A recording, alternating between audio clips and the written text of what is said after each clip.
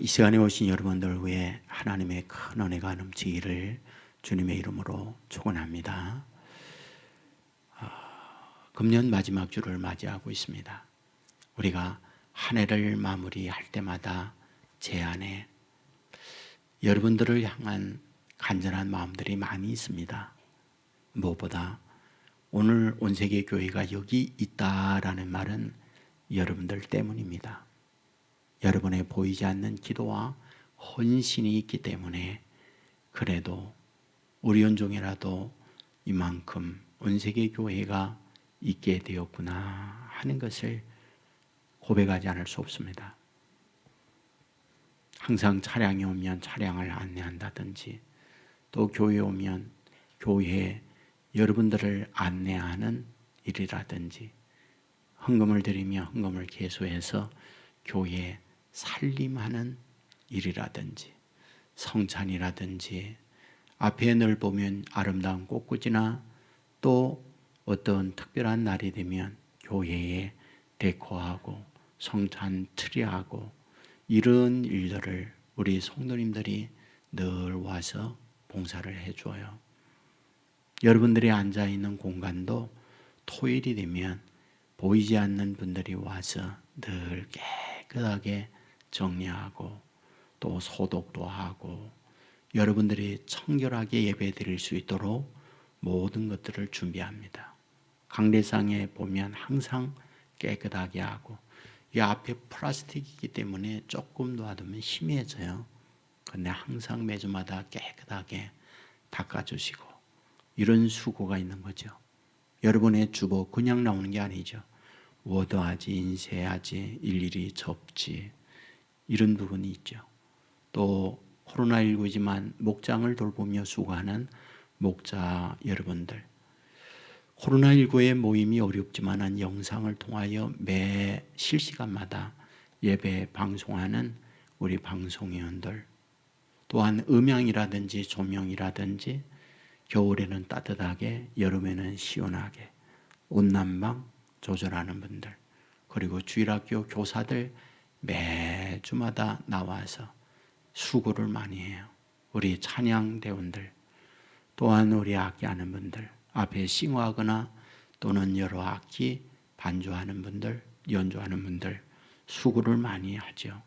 새가족 팀에서는 새가족 영접도 하고 교육도 하고 훈련을 하여 수료식도 하고 DNA 팀에서는 여러분들 주위에 있는 어려움들 찾아가서 돕는 일, 해피박스 하면서 TF팀이 구성하고 물건을 일일이 싸게 다 구입을 하고 그것을 일일이 또 포장을 하고 수많은 수고들을 하는 거죠. 또한 여러분의 사용하는 화장실 청소라든지 또 오는 손님들 대접하는 일이라든지 수없이 여러 가지 많은 일들을 하는 거예요. 교회 건축을 할 때에 건축위원들 구성이 돼서 모든 준비, 설계, 그리고 이에 따른 예산 편성, 그리고 지금 진행하는 일들, 장로님들은 매일처럼 나와서 현장을 일일이 살피고 결정해야 될 부분들을 결정을 하고 이런 고생을 하면서 여기까지 오게 됐습니다. 특별히 건축을 하다 보면 하드웨어의 준비는 큰 재정적 뒷받침이 있어야 돼요. 그런데 지금까지 연애 가운데 여러분들이 출석이 부자유한 가운데 있지만은 온라인 헌금을 열심히 정말 잘해 주셨어요. 작년에도 그렇고 올해도 그렇고 이런 모습을 보면 엎드려 여러분에게 절해야 하는 형편이로구나 그런 생각을 가져보게 됩니다. 그래야 오늘까지 왔고 이와 같이 진행되었음을 여러분에게 말씀을 드리면서 정말 진심한 감사를 여러분에게 드립니다. 오늘 로마서 마지막 시간이 됐어요. 옛날 서당이라면 책거리라고 하는 걸 하지요. 책을 마쳤다. 그래서 잔치를 하는 날을 말하죠. 로마서를 오늘 마무리하게 됩니다. 오랜 시간을 로마서를 씨름하면서 여기까지 왔습니다. 로마서가 어떤 성경일까? 학자들은 얘기해요. 성경이 사람의 손에 끼는 가락지라면, 링이라면 로마서는 그 링 가운데에 박혀있는 보석이다. 다이아나 루비나 이런 보석에 해당하는 것이 로마서다. 그러니까 우리의 기독교 신앙의 교리, 어떻게 믿어야 하는지, 무엇이 바른 건지, 울타리, 그리고 어떤 선을 제시하고 있는 것이 로마서예요. 그러니까 로마서가 그만큼 기독교 교리에 있어서 핵심적 내용을 담고 있는 거죠. 로마서는 누가 누구에게 보내는 편지일까요? 바울이 로마에 있는 성도들에게 보내는 편지였어요. 자, 그렇다면 바울이 로마에 있는 교인들에게 편지 보내면서 하고 싶었던 간절한 마음의 소원이 뭐였을까요? 복음이었죠. 여러분들, 바울은 당시에 최고의 성경학자였어요. 그러니까 신약이 없을 때 구약의 최고의 능통한 학자가 바울이었습니다. 그런데 이 바울이 예수님을 만나고 자기 알고 있는 전공, 구약 성경을 보았더니 구약 성경이 뭐예요? 예수님을 말씀하는 거구나. 예수님을 예언하고 있는 말씀이 구약이구나 하는 것을 알게 된 거예요. 그리하여 그의 서신서에서 설명하고 해석해내는 것이 무엇이냐? 구약의 이런 부분은 예수 그리스도를 말씀하는 거야 라고 설명을 해요. 자, 그렇다면 바울은 로마서에서 구약의 가장 어떤 부분을 가져오고 있는 걸까요? 그거는 율법이에요. 율법의 말씀을 이야기합니다. 그런데 구약의 율법의 내용은 행위로 말미암아 율법을 지킴으로 말미암아 구원을 얻는다는 걸 말씀해요. 그런데 로마서에서 뭐라고 말하죠? 그런 율법의 행위로 의롭게 되는 사람은 아무도 없다. 모든 사람이 율법을 행한다 할지라도 죄인이다. 그리고 그 죄의 싹은 사망이다. 그걸 얘기하죠. 자, 그러면 여기에서 사망으로 끝나느냐? 아니다. 하나님이 친히 사람이 되어 오셨는데 그분이 예수님이다. 그 예수님은 오셔서 한 것이 무엇이냐? 죄의 벌, 죄의 싹의 형벌인 그것을 대신 십자가상에서 받아주셨다. 그러니까 예수님이 십자가에 죽으심은 죄의 벌을 죽음으로 당한 거다라는 걸 말해요. 자, 그러면 이와 같이 나의 죄가 예수님 때문에 해결이 되었다면 그 해결된 은혜가 내게 올려면 어떻게 해야 되느냐? 믿음이라고 하는 다리를 통해서 내게 온다. 그래서 믿을 때에 어떻게 되느냐? 의롭게 되어진다. 믿을 때에 어떻게 되어지느냐? 구원함을 받는다 라고 하는 부분을 말해요. 자, 그런데 이 믿음이라고 하는 것이 어떤 것이냐? 아무나 믿는 건 아니다. 택한 사람이 믿는다. 그런데 그 택한 사람 누가 택하여 주느냐? 그 하나님이다. 그래서 로마서에서 아주 비중 있게 다루고 있는 부분이 하나님의 주권이에요. 하나님의 주권적 신앙을 강조합니다. 그리고 난 이후에 이와 같이 믿은 사람들 어떻게 사느냐를 얘기하죠. 두 가지 얘기해요. 하나님을 예배하는 삶을 살아가야 한다. 또 다른 하나를 얘기해요. 더불어 살아가는 관계 속에서 어떻게 살아가야 하는지를 말해요. 그것이 로마서 12장부터 오늘 마지막 이 부분까지를 말씀하고 있는 거죠. 자, 그렇다면 이제 편지를 마무리하면서 바울이 로마에 있는 교인들에게 마무리하고 싶은 게 무엇일까요? 상당히 중요하죠. 편지 끝맺음을 해요. 그러면서 마지막으로 남기고 싶은 이야기. 그것은 너희가 예수 안에서 신앙으로 살아갈 때 나의 간절한 여러분을 향한 소원이 있다. 점점 더 잘되는 여러분이 되기를 원한다는 마음을 본문에서 쓰고 있다는 거예요. 여러분, 성경은 우리에게 뭘 말해요? 시작은 미약하지만 나중에 심히 창대하리라. 성경은 뭘 말해요? 모든 것이 합력하여 선을 이루느니라. 이것을 우리에게 말씀해 주고 있잖아요. 그러므로 오늘 저와 여러분도 오늘 마지막 주일이면서 로마서를 마무리하는 우리 온 세계 성도 여러분에게 저 역시 간절한 소원이 있다면 여러분들이 금년보다 나은 내년이 되게 현재보다 미래가 잘 되는 저와 여러분의 삶이 될 수 있기를 간절한 마음으로 축원을 드립니다. 자, 그런데 문제가 있어요. 무슨 문제요? 본문 17절에 보면 이렇게 말합니다. 배운 교훈을 거슬리는 일이 있다라고 얘기해요. 자, 그러면 여기서 배운 교훈이란 뭡니까? 율법의 행위가 아니라 믿음으로 말미암아 구원을 얻는다는 복음을 로마인들에게 말해 주었어요. 그런데 이런 배운 교훈을 거슬리는 이들이 있다라는 거예요. 그러면 복음에 거슬리는 행위 뭐요? 그건 율법이에요. 사람이 노력하고 사람이 수고하고 사람이 힘쓰므로 말미암아 그 힘쓴 결과로서 구원 얻는 것이고 복 받는 것이다 라고 말하는 이들이 있는 거예요. 여러분, 우리가 믿음으로 살아가게 되어질 때 믿는 사람들로 하여금 너 신앙생활 잘하거라 박수하면서 우리를 돕고 우리의 가는 길을 좋게 만들어 주는 것만 있지 않아요. 예수 믿는 것은 받은 증거 많도다라고 말을 해요. 그러나 사실 이 땅 위에 살아간 날 동안 증거도 없지요. 예수 믿는 자 만사 형통하리라 말하고 있지만 만사 형통이 아닌 불통도 겪으면서 살아가는 이들 얼마나 많아요. 하지만 우리 믿는 성도들에게 하나님께서 저와 여러분에게 그는 길에 잘 되는 거예요.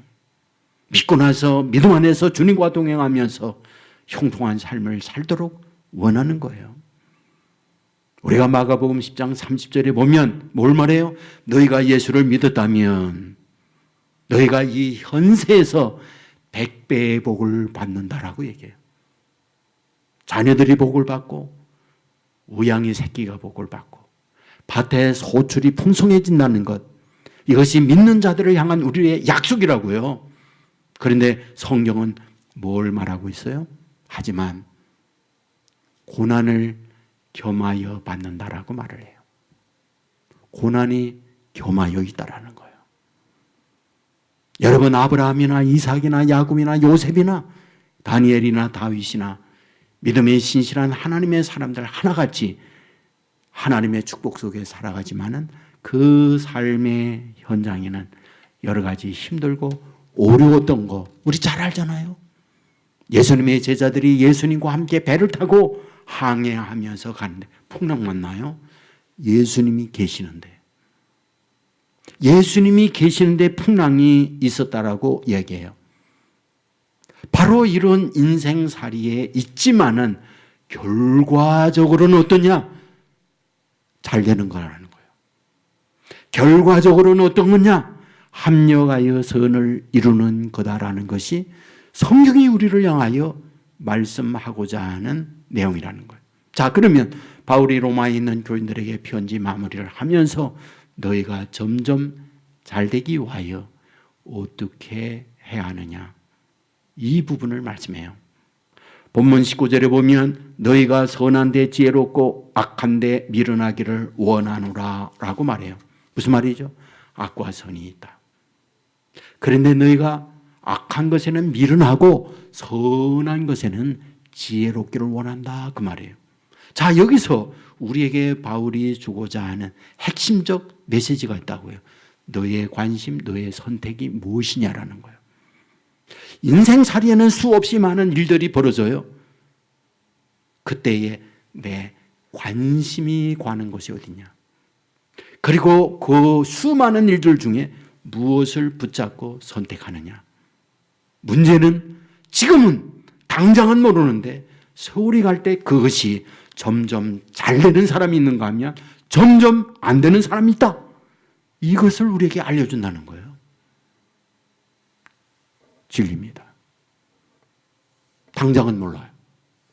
그러나 순간순간에 일어나는 일들 속에 내 마음의 관심이 어디 있느냐, 내가 어떤 것을 선택하고 있느냐, 그것이 결정적 요소가 된다는 거예요. 많은 경우 뭐예요? 달콤한 것, 보이는 것에 우리가 관심을 갖는 거예요. 그리고 그곳에 우리의 신경을 써요. 아름답게 꾸밉니다. 멋지게 부요하게 부티나는 모습이 되고자 하는 것, 그것이 모든 사람이 갖고 있는 거예요. SNS를 통하여 사진을 올린다든지 또는 자기의 모습을 보이는 내용들을 다 보세요. 화려함이에요. 남들이 부러워하고 그리기를 원하는 모습들을 다 보여요. 보이는 것에 우리는 온통 관심이 가 있구나 하는 걸 봅니다. 여러분, 창세기에 보면 인간이 타락해요. 타락하는 핵심이 뭐예요? 하나님께서 선악을 알게 하는 열매를 먹는 날에는 정령 죽는다. 사탄이 와서 하는 말, 그거 먹어도 안 죽어. 먹는 날에 눈이 밝아 하나님이 돼. 이 말 중에 하와는 사탄의 말을 선택해요. 그리고 선악을 알게 하는 열매 나무에 갔더니 성경은 뭐라 해요? 보니까 선악을 알게 하는 열매를 본즉 뭐예요? 먹음직도 하고 보암직도 하고 지혜롭게 할 만큼 탐스럽게 한 나무인지라. 그리고 딱 먹어요. 보는데 쓰러지는 거예요. 그것이 타락인 것을 우리에게 말씀해 주고 있는 걸 보게 되잖아요. 여러분, 아브라함과 롯과의 관계도 보세요. 롯과 아브라함이 서로 헤어질 때에 롯이 선택을 합니다. 어디? 소돔 고모라를요. 성경은 눈을 들어 요단을 바라본즉 뭐예요? 여호와의 동산 같고 애굽 땅과 같았다고 말해요. 푸른 초원이 있고 그곳에 물질의 부유함이 기다리고 있다. 그걸 본 거예요. 그런데 성경은 뭘 말합니까?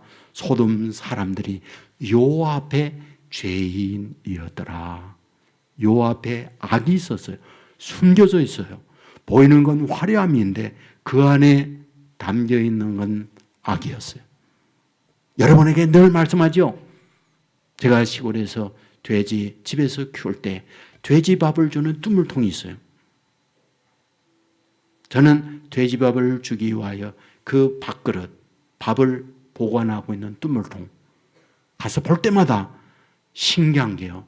하얗게 흰눈이 내려 온 돼지를 덮은 것처럼 그 더럽고 음식 찌꺼기가 있는 것을 하얗게 뽑았어요. 그것을 흔들면 오만 더러운 게 다 나와요. 여러분, 소돔은 아름답게 보일 뿐이지 그 안에 이러한 더러움이 가득 차 있는 곳이 소돔이었던 거거든요. 결론이 뭐예요? 유황불로 망하잖아요. 보이는 걸 따라간 결과였잖아요. 모파상의 목걸이라고 하는 단편 많은 분이 알잖아요. 그곳에 마틸다라고 하는 여인이 등장해요. 남편이 누구? 하그 공무원이에요. 가난하게 이럭저럭 살아갑니다. 친구들은 화려하게 명품백에 좋은 옷을 입고 사는데 자기만이 초라하게 살아가요. 늘 갈등하고 다투고 부부의 삶이 그래요. 근데 어느 날 남편이 선물을 가져왔어요. 여보, 선물이야 라고 내놓는데 그게 뭡니까? 장관이 무도회에 초청하는 초청장이에요. 얘기했어요. 아무나 무도회에 초청받는 게 아니야. 나니까 초청받는 거예요. 하지만 아내 마틸다는 화를 냅니다. 그냥 가냐? 신발이 있어야지. 그냥 가냐? 입을 옷이 있어야지. 그냥 가냐? 샤넬백이라도 있어야지. 남들은 화려하게 오는데 이 초랑꼴로 어디 가느냐? 갈등하는 거죠. 그리고 초대장을 집어던지죠. 하지만 남편은 설득을 해요. 그리고 부잣집에 가서 화려한 목걸이를 빌려서 예쁘게 꾸미고 무도회에 참여하잖아요. 무도회에 참여했지만 기쁨은 없어요. 곁눈질하면서 비교하느라고. 끝났습니다. 화달짝 비교 속에서 초라한 모습을 발견하고 도망치다 나와요. 그러면서 덜컥 목걸이를 잃어버린 거예요. 결국 목걸이를 백화점에 가서 엄청 고가에 주고 빚을 내서 갖다 주잖아요. 10년의 세월이 흘렀습니다. 시장에서 그 부잣집 마님을 만났어요. 근데 자기가 인사했는데 부잣집 마님은 몰라봐요. 왜? 10년 동안 그 빚 갚느라고 파출부했지, 알바했지. 너무 고생하며 살았거든요. 아니 어떻게 이렇게 몰라보게 변했냐고. 그랬더니 사실 얘기해요. 사실은 제가 부인님의 목걸이를 잃어버렸어요. 근데 그거를 고가에 사서 드렸잖아요. 빚지고 그 빚을 갚느라고 지금까지 이렇게 고생했다오. 그랬더니 귀부인이 깜짝 놀라는 거예요. 아이고, 그거 가짜였는데, 짝퉁이었는데, 싸구려 짝퉁이었다는 거예요. 여러분, 이 목걸이에서 모파상이 고발하려고 하는 게 있죠. 너무 보이는 것에 우리 마음이 빼앗긴 나머지 인생이 이렇게 망가진다는 걸 이 단편을 통해서 고발하고 있잖아요. 오늘 믿음의 사람이라는 게 뭐냐는 거예요. 보이는 거 중요합니다. 무시하면 안 되죠.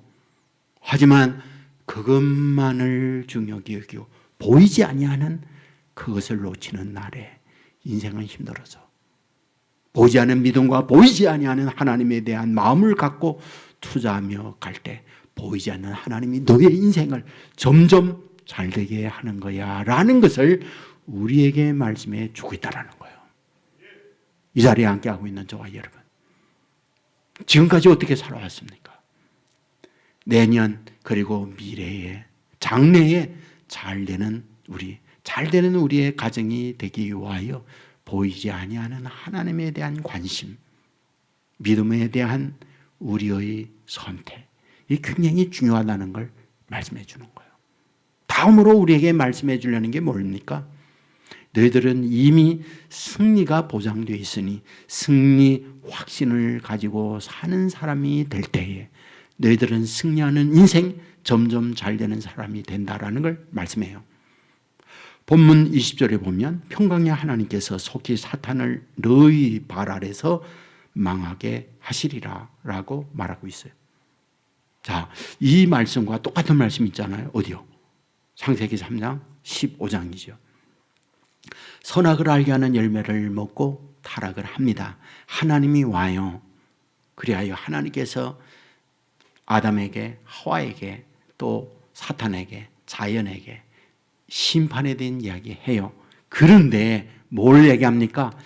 여자의 후손이 온다. 그 여자의 후손은 뱀의 머리, 사탄의 먹이를 상하게 짓밟도록 한다. 이 말씀을 해요. 승리잖아요.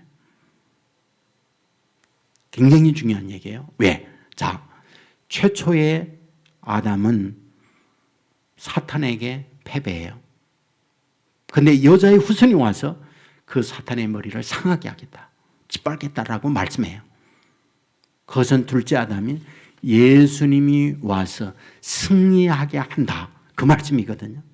자, 실제 예수님께서 오셨습니다. 세례받죠. 40일 동안 금식해요. 그리고 그 다음에 시험 받아요. 시험의 내용이 뭐예요? 내가 만일 하나님의 아들이어든 이 돌돌을 명하여 떡덩이가 되게 하라, 시험이죠. 내가 만일 하나님이 아들이어든 이 성전 꼭대기에서 뛰어내리라. 그래야면 천사들이 내 발에 땅이 부딪지 않도록 사뿐히 받아줄 거다.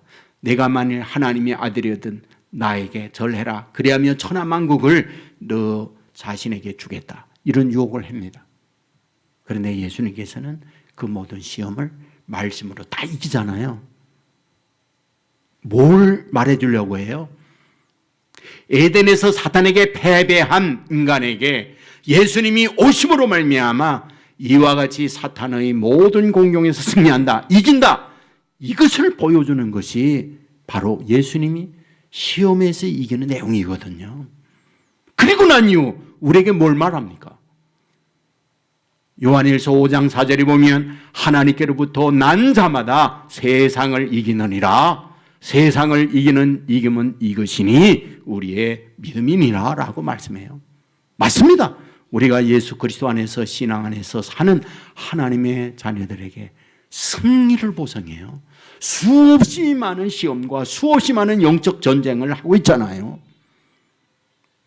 우리는 로마서 8장에서 우리가 말씀을 보았다고요. 무슨 말씀이요?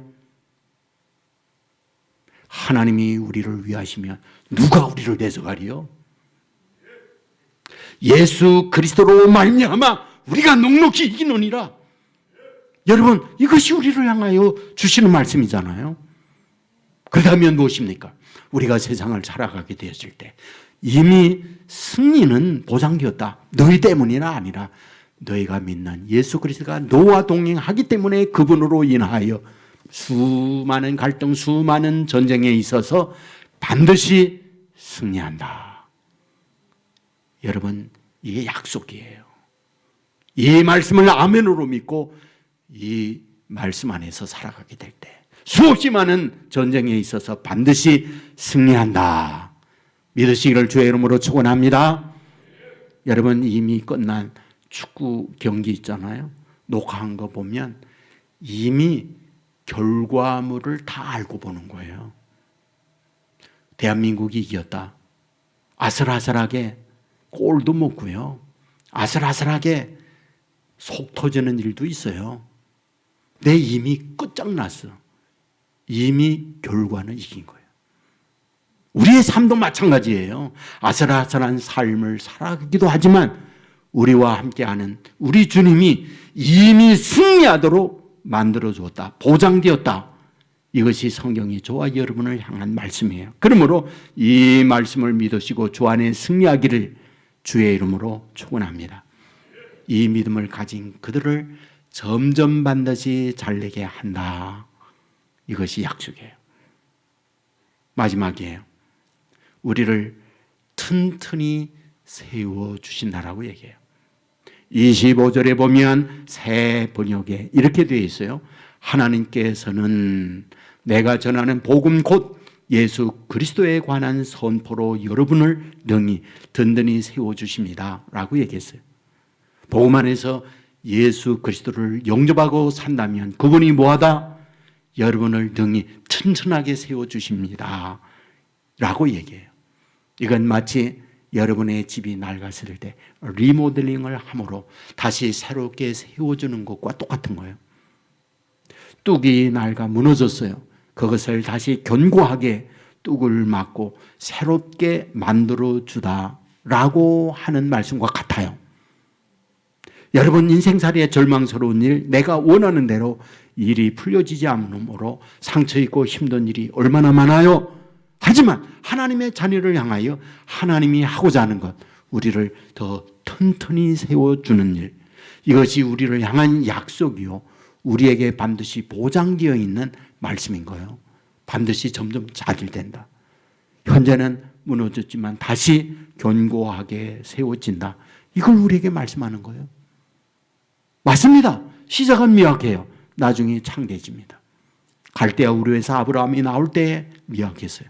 그러나 살면 살도록 창대해지잖아요. 야곱 보세요. 도망자가 되었을 때 맨손이었어요. 20년 동안 외삼촌 댁에서 살다가 올 때에는 고부가 되어 엄청난 가축을 몰고 오는 거예요. 누구에게? 하나님의 사랑하는 자녀들에게 베푸는 은혜예요. 룻을 보세요. 모압 땅에서 자기의 시어머니 나오미와 함께 올 때 맨손이에요.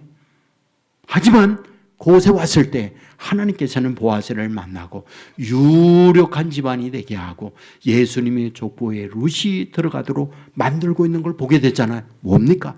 잘 되게 하는 거예요. 잘 되게 하는 거예요. 저는 저의 시골에서 고향 동네가 100호 정도, 많을 때에는 150호 정도 됐던 것 같아요. 그러니까 조그만 동네니까 거의 다 압니다. 누구네 아들, 딸, 그리고 사촌, 그리고 그의 아버지, 할아버지, 그리고 그 집안 다 그의 압니다. 여러분, 당장 그곳에서 함께 지낼 걸 잘 몰라요.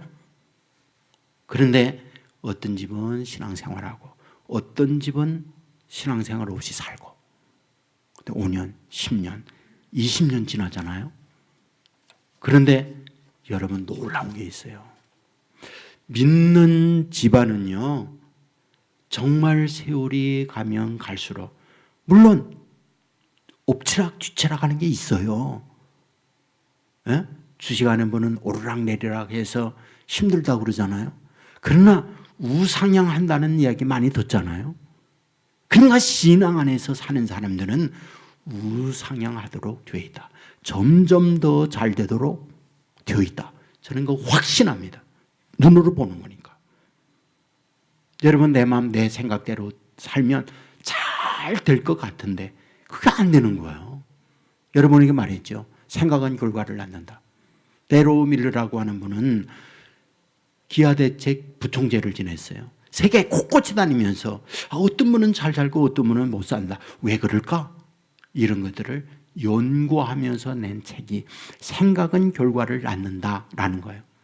지하 자원이 많고 머리의 IQ적 문제라든지 환경적 문제가 이런 거를 결정짓는 자, 우리는 그런 생각을 하잖아요. 그런데 그렇지 않은 거예요. 지하 자원 없지. 그렇다고 머리가 탁월한 천재적 머리는 아니지. 그럼에도 불구하고 잘 되는 사람이 있는가 하면 엄청난 자연 환경이 좋고 지하 자원도 풍부한데 머리도 좋은데 안 되는 사람들도 얼마든지 있더라라는 거예요. 뭐가 문제일까? 보았더니 생각이 문제라는 게 생각. 어떤 생각을 가지고 그것을 꾸준하게 그 생각에 의하여 말하고 살아가느냐, 이것이 그의 인생들을 결정지고 있더라라는 얘기를 하는 거예요. 여러분, 성경에 뭐라고 그래? 길이 두 길이라고 그러잖아요. 생명의 길과 사망의 길이요. 잘 되는 길과 안 되는 길이요. 성경은 그렇게 말하잖아요. 여러분, 이정표가 여기는 서울입니다, 여기는 인천입니다, 그런 사인보드를 가지고 가는 게 아니라고요. 우리의 인생길은 그런 눈에 보이는 안내도가 없어요. 그러면 유일하게 찾아가는 게 뭡니까? 마음에 있는 생각으로 가는 거예요. 여러분, 우리가 하트 프레임을 했어요. 하트 프레임이 뭐라고요? 마음의 프레임을 바꾸는 훈련이 하트 프레임이에요. 어떤 모델로 프레임을 바꿉니까? 복음이었어요. 무슨 말 듣습니다. 무슨 일을 만납니다. 글을 읽습니다. 내 안에 그것이 다 입력돼야 돼요. 그거는 어두움도 밝음도 부정도 긍정도 잘 되는 이야기도 안 되는 이야기도 다 내 안에 들어와요. 그런데 그것이 내 안에서 밖으로 나아갈 때는 여러분, 그 사람 마음의 생김새, 프레임에 의해서 나가는 거예요. 마음이 삼각형이다. 그러면 네모, 별표 다 들어왔다. 삼각형으로 만들어서 나가는 거예요. 그렇기 때문에 그것이 그의 인생을 생명이 되기도 하고 망하기도 하기 때문에 잘 되는 프레임으로 바꿔야 된다라는 것이 하트 프레임이었어요. 문제는 무엇입니까? 복음으로 우리의 마음의 생각을 바꾸는 훈련이 있을 때에 비로소 우리의 인생, 생명의 길로 인도함을 받는, 점점 달되는 길로 가는 사람이 될 수 있다. 이것을 말씀하려는 것. 그게 하트 프레임이었거든요. 저는 그것이 일시 잠깐 동안의 훈련의 과정으로 끝나는 게 아니라 이렇게 해야 되겠다라고 여러분의 라이프 스타일, 삶의 방향을 그와 같이 가지고 가면 보장합니다. 잘 됩니다. 보장합니다. 구원의 길이 이릅니다. 보장합니다. 여러분의 자신만이 아니라 후대가 명문고족으로 하나님이 반드시 인도해 줍니다. 왜? 그게 성경이 우리를 향하여 약속하는 말씀이기 때문에 그래요. 사무엘 3장 1절 잘합니다. 사울의 집은 점점 약하여 가고 다윗의 집은 점점 강하여져 가느니라. 사울과 다윗, 우리 너무나 잘 알잖아요. 사울은 왕이에요. 그런데 그 집안은 점점 약하여 가요. 다윗은 목동이에요. 그런데 그 집안은 점점 강하여 가요. 우리 어느 쪽에 가려 합니까? 우리 어느 쪽에 서려 합니까? 저와 여러분 모두가 다 점점 강하여 가고 점점 더 잘 되는 그런 자신과 집안이 될 수 있기를 주님의 이름으로 축원합니다. 그냥 오질 않아요. 오늘 바울은 로마에 있는 교인들에게 너희들이 점점 잘 되기 위하여 이렇게 하라고 알려주어요. 선과 악이 있다. 근데 악을 미련하게 생각하고 선을 지혜롭게 하거라. 관심 있게 그것을 선택하고 그것을 따라가거라라는 거잖아요. 수없이 많은 영적 전쟁이 있다. 그런데 반드시 너희와 함께 하시는 주님이 승리한다고 약속했다. 그러므로 승리의 확신을 가지고 너희의 인생살이를 살거라. 그리고 너희들 바로 튼튼히 반드시 세워진다는 걸 믿어라. 그리하면 너희들의 삶이 그 믿는 대로 되어진다라는 걸 우리에게 말씀해 주고 있어요. 로마서를 마무리하면서 저는 바울이 로마에 있는 교인들에게 점점 잘 되는 성도들이 되기를 소망했던 것처럼 저도 금년을 마무리하고 로마서를 끝내면서 간절한 여러분을 향한 소원이 있다면 잘 되는 여러분 되기를 주의 이름으로 축원합니다. 여러분만이 아니라 여러분의 후대가 장대한 그런 기업, 가정 될 수 있기를 주의 이름으로 축원합니다. 그것은 그냥 되질 않아요. 오늘 지금 여러분의 관심사가 뭐여야 하는지, 그리고 여러분 안에 패배의식인지, 하나님의 함께함으로 말미암아 지금은 어렵고 박해가 있다 할지라도 반드시 잘되게 한다는 이런 믿음을 가지고 있는지, 때로는 기우는 현실에 놓여 있다 할지라도 이 기우는 운동장이 바르게 잡혀서 하나님이 든든하게 세워지는 이것이 나를 위하여 기다리고 있다, 이 확신을 갖고 나아가는 나인지, 여러분 그런 마음을 가지고 있는 저와 여러분을 향하여 이 일들을 이루어낸다는 걸 믿으시고 이 믿음 안에서 믿음대로 되어지는 축복을 누리는 저와 여러분의 가정 될 수 있기를 주님의 이름으로 축원합니다. 우리 모두 자리에서 일어나겠습니다.